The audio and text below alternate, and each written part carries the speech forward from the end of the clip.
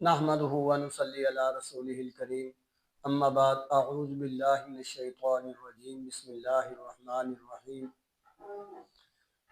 انا اعطیناک الکوثر، اے محمد بے شک ہم نے آپ کو خیر کثیر کوثر عطا فرمائی۔ اللہ رب العزت کا یہ بہت بڑا احسان ہے کہ اس نے ہمیں انسان پیدا کیا، مسلمان پیدا کیا، پھر سب سے بڑا احسان کہ نبی پاک صلی اللہ علیہ وآلہ وسلم کی امت میں پیدا فرمایا۔ آج کا جو میرا موضوع ہے وہ ہے ہم پتا کی پتھری کا علاج کیسے کریں۔ دوستو، بہت ہی اہم مسئلہ، اور اس کو اتنا زیادہ ہائی لائٹ کیا جا رہا ہے کہ لوگ ڈر کے مارے دڑا دڑ آپریشن کی طرف جا رہے ہیں اور آپریشن کروا رہے ہیں۔ پتا کی پتھری کا علاج بغیر آپریشن کے ہے ہی نہیں، بالکل ایبسولوٹلی رانگ، 100% غلط، بلکہ میں تو کہتا ہوں 150-200% غلط۔ اور سر یہ کیسے ممکن ہے کہ اللہ تعالیٰ فرماتا ہے کہ میں نے جو بھی مرض پیدا کیا ہے اس کے لیے دوا بھی پیدا کی ہے۔ وہ کوئی ہو تو صحیح علاج کرنے والا، صرف ٹوکے چھریاں اٹھا کر پکڑتے ہیں اور جیسے قصاب دوڑتے ہیں لے لے کے پیچھے، مریضوں کو گھیرا جا رہا ہے، پلاننگ کی جا رہی ہے، ایک ماحول بنایا جا رہا ہے، اور یہ ایک خاص مافیا ہے جو لوگوں کو پہلے گھیرتا ہے اور پھر آپریشن کی طرف اور اس طرح کی طرف۔ اور میں آپ کو بتاؤں کہ 50,000 2 لاکھ 3 لاکھ تک اخراجات کروائے جاتے ہیں، اور غریب لوگ کریں کیا؟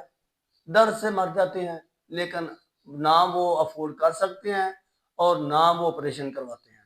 لیکن میں آپ سے یہ بڑے باوثوق طریقے سے کہتا ہوں کہ اس کا علاج ممکن ہے، ہم اس کا علاج کرتے ہیں، کافی مریض جو ہیں ہمارے ٹھیک ہو چکے ہیں۔ اور آپ کو بھی جو میں ایڈوائس کرنے لگا ہوں، جو میرے دوست حکیم ہیں، جو پریکٹیشنر ہیں، وہ دھیان سے سن لیں اس ویڈیو کو۔ باقی دوست بھی اس سے فائدہ اٹھا سکتے ہیں، لیکن خاص طور پر جو پریکٹیشنر ہیں نا، وہ ضرور اس سے فائدہ اٹھائیں گے۔ تو سب سے پہلی بات یہ ہے کہ جس بندے کو پتا کی پتھری کا مسئلہ ہے نا، آپ اس کو اگر نبض پر ڈائیگنوز کرنا چاہتے ہیں تو اس کی نبض جو ہوگی وہ عضلاتی اعصابی ہوگی یا عضلاتی غدی ہوگی۔ اب اس کا کیسے ڈیفرنس کریں گے کہ یہ عضلاتی اعصابی ہے یا عضلاتی غدی ہے؟ عضلاتی اعصابی جو نبض ہے وہ بالکل ابتدا میں ہوتی ہے اور گہرائی میں ہوتی ہے، یعنی پہلی انگلی پر ہوگی لیکن ہوگی گہرائی میں۔ اب دوست کہتے ہیں جی پہلی انگلی پر گہرائی میں یہ عضلاتی نبض تو نہ ہوئی، اس کا تو تعلق شرف کے ساتھ ہے۔ سر میری ایک بات سنیں، صابر صاحب کہتے ہیں کہ جب کیلوس جگر میں جاتا ہے اور اس سے خون تیار ہوتا ہے تو سب سے پہلے جو جل کر بیٹھنے والی چیز ہے وہ سودا ہے۔ میرے دوست جانتے ہوں گے کہ سودا کا مزاج کیا ہے، سرد خشک ہے۔ اور مجھے بتائیں سرد خشک چیز جو نیچے جل کر بیٹھ جاتی ہے وہ نبض میں شرف کے طور پر کیسے مل سکتی ہے؟ تو سر اس کا مزاج آپ کی ایک بہت ہی مشہور کتاب ہے مبادیات طب، اس کا پیج نمبر 105، صفحہ نمبر 105، تو وہ میں سکرین پر اس کا عکس بھی آپ کے سامنے پیش کر دوں گا۔ تو یہاں پر صابر صاحب لکھتے ہیں غلیظ نبض وہ نبض ہے جو صرف چوڑائی اور بلندی میں زیادہ ہو، سردی اور تری پر دلالت کرتی ہے، یعنی اعصابی عضلاتی نبض ہے۔ اس کے مقابلے میں نبض دقیق ہے، یعنی عضلاتی اعصابی ہے۔ اس کے مقابلے میں نبض دقیق ہے یعنی عضلاتی اعصابی ہے۔ مطلب یہ ہوا کہ یہ عضلاتی اعصابی نہ شرف میں ہے اور نہ ہی عرض میں ہے، یعنی منخفض ہے اور ضیق بھی ہے۔ یہ عضلاتی اعصابی نبض ہے، اور اس کی احساس کہاں ہو رہا ہے؟ پہلی انگلی کے نیچے گہرائی میں، یہ عضلاتی اعصابی نبض ہے۔ عضلاتی اعصابی نبض کے متعلق اب دوسری بات یہ سن لیں کہ جب صابر صاحب کہتے ہیں کیلوس جب جگر میں جاتا ہے تو سب سے پہلے جو خلت جل کر نیچے بیٹھ جاتی ہے وہ سودا ہے۔ دوست سودا کا مزاج جانتے ہوں گے، عضلاتی اعصابی اس کا مزاج ہے، یعنی سرد خشک ہے اور وہ نیچے بیٹھ رہا ہے۔ تو نبض میں جو ہم سودا کو دیکھیں گے، سردی خشکی کو دیکھیں گے تو وہ شرف میں ہوگا، کیسے ہو سکتا ہے؟ شرف کا تعلق سودا کے ساتھ نہیں، اس کا تعلق ریا کے ساتھ ہے۔ ریا اوپر اٹھتے ہیں، سودا جو ہے وہ نیچے بیٹھتا ہے، اور اس کی نبض کا یعنی عضلاتی اعصابی نبض کا احساس جو ہوگا وہ پہلی انگلی کے نیچے گہرائی میں، نہ وہ شرف میں ہوگی نہ ہی وہ عرض میں ہوگی، وہ دقیق نبض ہے۔ صابر صاحب 105 صفحہ پر تحقیقات مبادیات طب، اس کا میں پیج بھی اس کے سامنے پیش کر رہا ہوں اپنے ویڈیو کے ساتھ۔ تو عضلاتی اعصابی اگر نبض ہو تو ہم کیا علاج کریں گے، اور اگر عضلاتی غدی بھی ہو سکتی ہے، عضلاتی غدی نبض ہو تو ہم اس کا کیا علاج کریں گے؟ یہ جو پتا کی پتھری ہے، سب سے پہلے یہ سن لیں کہ پتا کی پتھری جو بنتی ہے اس کا سب سے بڑا جو ریزن ہے نا، وہ جسم کے اندر حرارت کی کمی ہے۔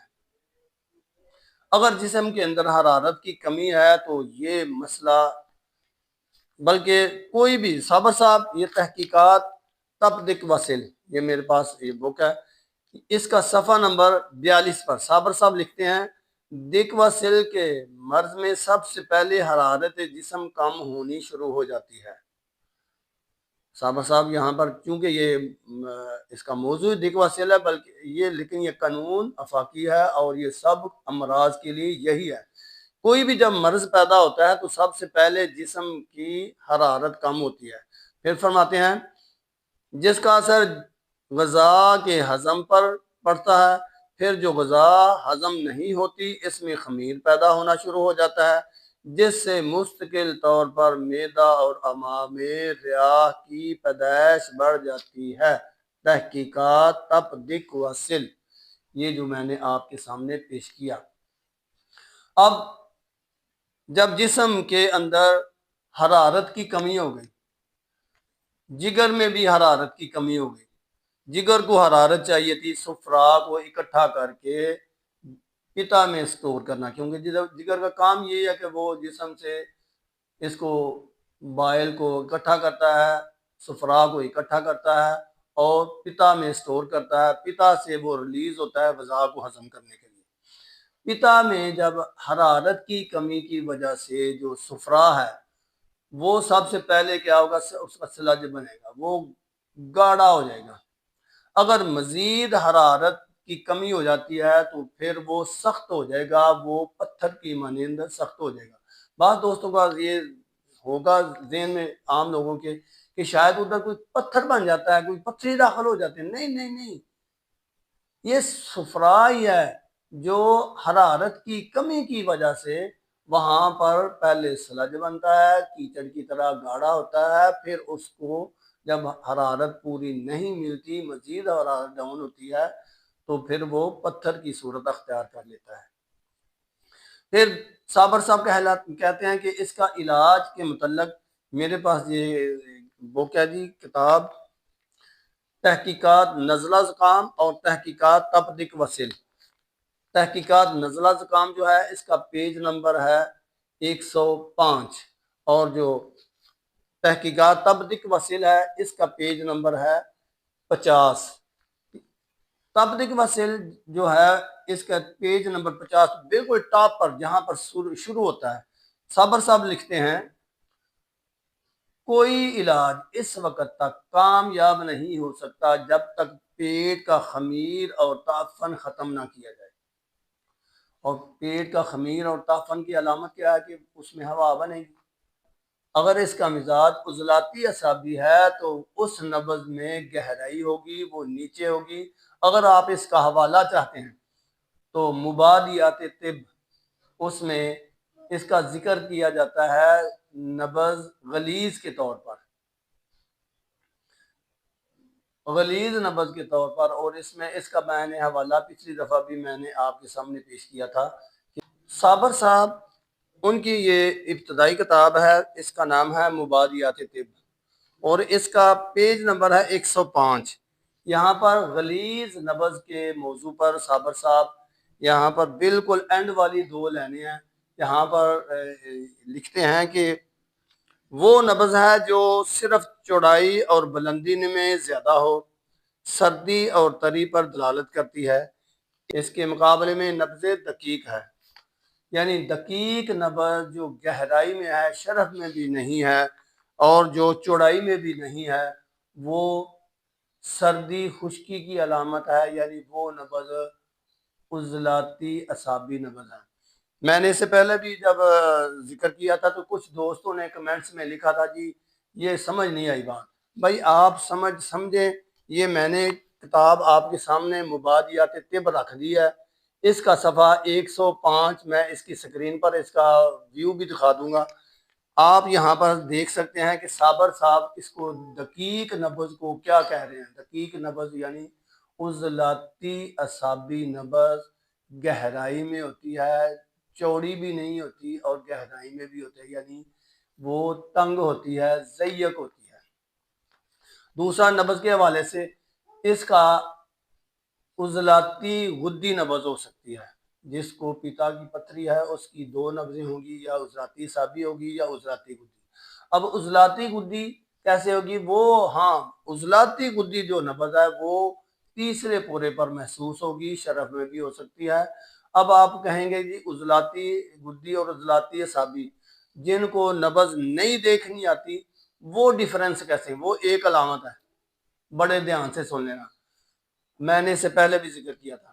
اگر مریض کو جو اس کی ہوا خارج ہوتی ہے وہ آسانی سے خارج ہو جاتی ہے، بغیر زور لگائے خارج ہوتی ہے اور بغیر آواز کے خارج ہو جاتی ہے، وہ مریض عضلاتی غدی ہے۔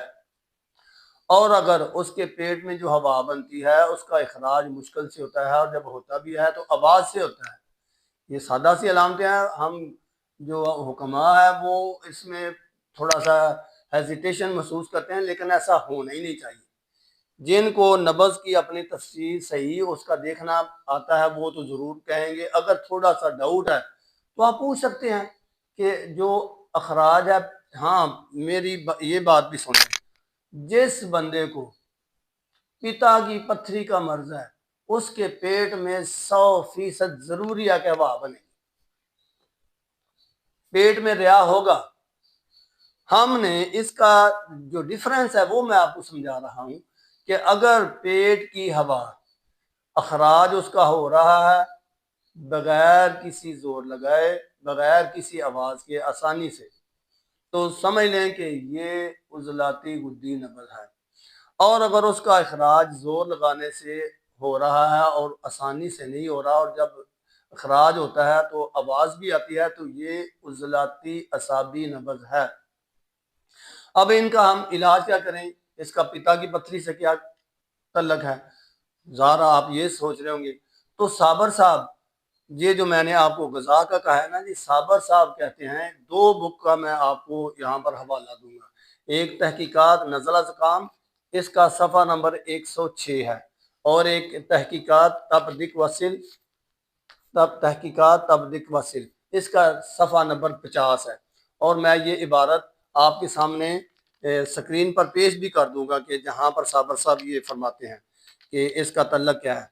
تو صابر صاحب پہلے تو میں آپ کو صفحہ نمبر اس کا 42 یہاں سے تھوڑی سی اب میں پڑھ کو آپ کے سناتا ہوں کہ کوئی بھی مرض شروع کیسے ہوتا ہے۔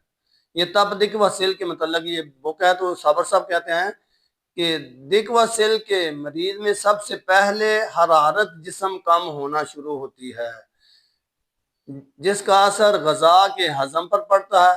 پھر جو غذا ہضم نہیں ہوتی اس میں خمیر پیدا ہونا شروع ہو جاتا ہے، جس سے مستقل طور پر معدہ امعاء میں ریاح کی پیدائش بڑھ جاتی ہے۔ یہ تبدیق وصل تحقیقات تبدیق وصل صابر صاحب کی شورائے آفاق کتاب، بہت زبردست۔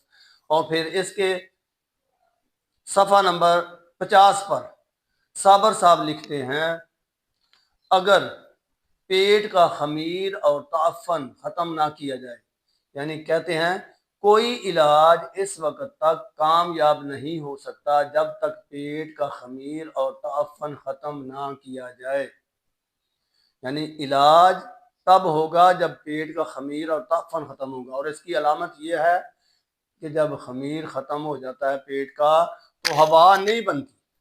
ٹھیک ہے جی۔ صابر صاحب کہتے ہیں یہ جو ہم مارکیٹ میں سن رہے ہیں نا، اگر میری بات لمبی نہ ہو جائے میں شارٹ کر رہا ہوں، مارکیٹ میں کافی لوگ ہیں جی، وہ ایک پوری دیتا ہے اور وہ ٹھیک ہو جاتا ہے، اس کا پتا کی پتھری کا علاج ہو جاتا ہے، وہ گردہ کی پتھری کی ایک پوری دیتا ہے، وہ یہ کرتا ہے، وہ کرتا ہے۔ کوئی بھی نسخہ اگر وہ بغیر تحقیق کے استعمال کر دیا گیا وہ تکا ہے اور تکا ہی ہے۔ کسی کو ہو سکتا ہے اس سے فرق پڑ بھی جائے، کیونکہ بعض اوقات اس کے مطابق طبیعت ہو سکتی ہے اور بعض اوقات نہیں بھی ہو سکتی، تو پھر کیا کریں گے جی؟ اس کو تو فرق پڑ گیا، میرے مقدر نہیں ٹھیک، مجھے آپریشن ہی کرانا ہے۔ نہیں بالکل غلط ہے، یہ تشخیص غلط ہو گئی ہے۔ اگر تشخیص صحیح ہوتی تو پھر یہ ضرور، تو میں آپ کو سامنے یہ صفحہ نمبر 50 سے ایک عبارت پڑھ کے آپ کو سنانے لگا ہوں۔ یہ صفحہ نمبر 50 تحقیقات تبدیق وسیل میں، اور یہی عبارت نزلہ زکام، تحقیقات نزلہ زکام میں 106 صفحے پر لکھی ہے۔ صابر صاحب لکھتے ہیں کیمیاوی ادویات و مجربات، مفردات و مرکبات اور جڑی بوٹیوں کے متعلق یہ خیال کر لینا کہ وہ امراض کی ہر حالت کے لیے اکسیر و تریاق، یقینی و بے خطا امراض شفا اپنے اندر رکھتی ہیں۔ یہ خیال بڑی سخت بات کر رہے ہیں، یہ خیال ایک جاہل عطائی کا ہو سکتا ہے، ایک حکیم ایسے خیال سے کبھی اتفاق نہیں کرتا۔ صابر صاحب بہت بڑی بات ہے، یعنی کوئی بھی دوائی آپ یہ نہیں کہہ سکتے کہ یہ گردے کی دوائی ہے، یہ پیٹ درد کی دوائی ہے، یہ سر درد کی دوائی، نہ پہلے تحقیق، اس بندے کا کون سا عضو جو ہے وہ ڈیمیج ہے، کہ کس میں سستی ہے، کس میں تحریک ہے، کس میں ضعف ہے۔ اگر یہ نہیں دیکھا گیا تو دنیا کا کوئی بھی نسخہ استعمال کر لے، یہ ہو ہی نہیں سکتا، قانون ہی نہیں ہے۔ صابر صاحب نے جو قانون دیا نا وہ شورى آفاق ہے۔ اب دنیا میں، اب یورپ میں اس کی تحقیق ہو رہی ہے اور لوگوں کو ایوارڈ دیے جا رہے ہیں۔ صابر صاحب نے اس سے پہلے 1964 میں کہہ دیا تھا کہ ہلدی اینٹی سیپٹک ہے، اینٹی بایوٹک ہے، اور اب امریکہ میں ایوارڈ دیے جا رہے ہیں۔ یہ ایک بندے نے تحقیق کیا 2002 میں کہ یہ جو ہلدی ہے یہ زخموں کے لیے اچھی ہے۔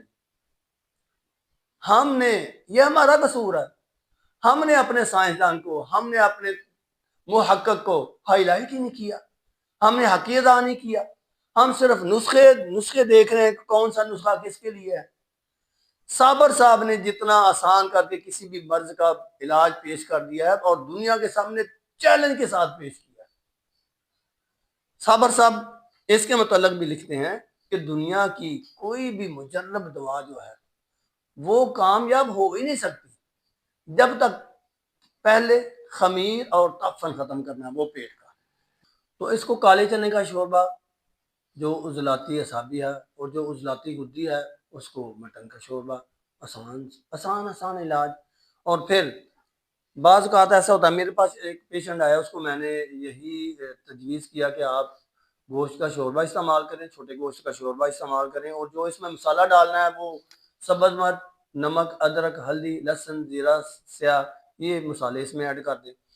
تو اس نے 1 مہینہ دوائی کھائی، پھر اس نے رپورٹ وغیرہ کروائی، تو رپورٹ میں آیا کہ جو پہلے 7 mm کی جو تھی نا سٹون، وہ تو نظر بھی نہیں آ رہی، بلکہ ایک چھوٹے ذرے نظر آ رہے ہیں، اور تیسری ایک سٹون تھی وہ 3 mm میں ایک سٹون ابھی باقی ہے۔ لیکن اس نے کہا کہ اب مجھے نہ پیٹ میں ہوا گیس ہے، بلکہ تھوڑی سی مجھے نا جلن فیل ہو، یا ہاتھوں میں یا پاؤں میں تھوڑی سی جلن محسوس ہو رہی ہے۔ تو میں نے اس کے لیے جو نیکسٹ غذا تجویز کی وہ سبزی گوشت تھی، یعنی کدو، ٹینڈے، شلجم، گاجر، کالی توری، اس میں مٹن یعنی چھوٹا گوشت ڈال کر اور مسالے یہی رکھے تھے، لیکن جو سبز مرچ تھی اس کی جگہ میں نے کالی مرچ یعنی کالی مرچ، نمک، ادرک، ہلدی، لہسن، زیرہ، سفید، یہ میں نے مسالے ایڈ کر دیے۔ اور دوائی کے طور پر تحقیقات المجربات میں صبر صاحب نے ایک دوائی لکھی ہے تارکٹا کے نام سے، یہ میں سکرین پر اس کا شارٹ بھی دوں گا۔ تارکٹا کے نام سے صابر صاحب کہتے ہیں، اس میں جو اجزاء ہیں وہ کالی مرچ ہے، فلفل دراز ہے اور سنڈ ہے، یعنی یہ تین چیزیں برابر وزن میں ہیں۔ میں نے یہ تجویز کو کر دیا اور اس کے بعد اس کی شکایت نہیں ہے۔ وہ فنش، وہ جو پتھری تھی، جو سٹون تھا اس میں پتا میں، وہ نہیں تھا۔ یہ ایک مریض نہیں، میں نے الحمدللہ درجنوں مریض ایسے ریسنٹلی ان کو میں نے ٹریٹ کیا اور وہ بالکل ٹھیک ہے۔ اپنی ایک میرے پاس پیشنٹ آ گیا، وہ کہہ رہا جی میری وہ وانٹنگ نہیں ختم ہو رہی اور درد ختم ہی نہیں ہو رہا، ڈاکٹر انجیکشن دیتے ہیں پھر بھی ختم نہیں ہو رہا۔ میں نے کہا یہ کل آپ کو درد نہیں ہوگا، یہ جو پتے کا مسئلہ ہے نا، جو آپ کو وانٹنگ ہو رہی ہے، درد ہو رہا ہے، یہ کل سے نہیں ہوگا۔ اس نے کہا یہ کیسے ہو سکتا ہے؟ میں نے کہا ہم نے بھی صابر صاحب کی کتابوں کا مطالعہ کیا ہے، اللہ تعالیٰ ان کی قبر پر کروڑوں رحمتیں کریں۔ تو میں نے اسے جسٹ یہی کہا کہ آپ نے چھوٹے گوشت کا شوربہ غذا کے طور پر استعمال کرنا ہے، اور دوا میں نے اس کو 4 شدید دے دی، کیونکہ وہ پیشنٹ تھا، وہ حکیم تو نہیں تھا، دوائی تو مجھے دینا پڑنا تھی۔ تو میں نے اس کو 4 شدید، جس میں اجوائن کا، تیز پتہ اور بابچی ہوتی ہے، دوست جانتے ہیں، یہ میں نے اس کو استعمال کروایا۔ اور وہ کہتا ہے کچھ دن بعد، ایک ہفتے کی وہ دوائی لے گیا، وہ ہفتے بعد آیا، کہتا نہ تو کبھی الٹی آئی ہے اور نہ ہی مجھے درد ہے، ہاں تھوڑا سا ایسے بوجھ محسوس ہو رہا ہے۔ میں نے کہا وہ شوربہ استعمال کیا کہ ساتھ روٹی بھی کھائی ہے؟ اس نے کہا روٹی تو کھا رہی ہوں، اس کے بغیر تو گزارا۔ میں کہا بھائی آپ کا گزارا ہوگا جب آپ نے آپریشن کروانا ہے نا، انہوں نے آپ کو کہ اتنے دن صرف بوتلیں ہی لگوانی ہیں، انہوں نے کھانے ہی نہیں دینا، تو ہم تو آپ کو کہہ رہے ہیں کہ کھائیں پئیں، یہ شوربہ استعمال کریں۔ یہ شوربہ استعمال کرو، یہ جو بھاری پن ہے یہ بھی ختم ہو جائے گا، بلکہ یہ پتھری رہے گی نہیں۔ تو میں آپ سے عرض کر رہا تھا کہ اس کا جو علاج ہے نا، وہ آسان سا علاج ہے کہ آپ اگر اس کو دیکھ رہے ہیں کہ ہوا خارج ہو رہی ہے آسانی سے، تو آپ اس کے لیے شدید 4 یعنی اجوائن کا استعمال کرا سکتے ہیں، اور اس کے لیے جو غذا آپ استعمال کریں گے وہ مٹن کا شوربہ ہے۔ اور شوربے کے علاوہ جو اناج ہے وہ آپ بالکل بند کر دیں گے۔ جب تک پیٹ کا خمیر اور تفن ختم نہیں ہوتا تب تک ہم اس کو وہ غذا جس میں اناج ہے وہ نہیں دیں گے، خاص طور پر گندم والا اناج۔ تو یہ آسان سے ٹوٹکے ہیں، آسان سی چیزیں ہیں جو صابر صاحب نے ہمیں بتا دی ہیں، اگر ہم ان پر غور کر لیں تو اتنے بڑے بڑے امراض کا ہم علاج کر سکتے ہیں۔ تو یہ دوست یہ سمجھ لیں کہ یہی جو میں نے علاج پیش کیا نا، یہ جو پتا کی پتھری کا، یہی علاج فیٹی لیور کا ہے، اور یہی علامات ہیں، یہی غذائیں ہیں۔ فیٹی لیور کا بھی بہت زیادہ پراپوگنڈا کیا جا رہا ہے، اور لوگوں کو کہا جا رہا ہے کہ جی، بعض کو تو یہ کہا جا رہا ہے کہ کوئی نہیں، یہ سب کو ہو رہا ہے۔ بھائی سب کو ہو رہا ہے تو یہ مرض نہیں؟ اب فرض کریں سب کو سر درد ہے تو یہ مرض نہیں رہا، سب کو پیٹ درد ہے تو یہ مرض نہیں رہا، سب کے پیٹ اتنے بڑے ہو گئے ہیں تو یہ مرض نہیں رہا۔ بھائی اس کا علاج کریں، اس کا علاج بتائیں۔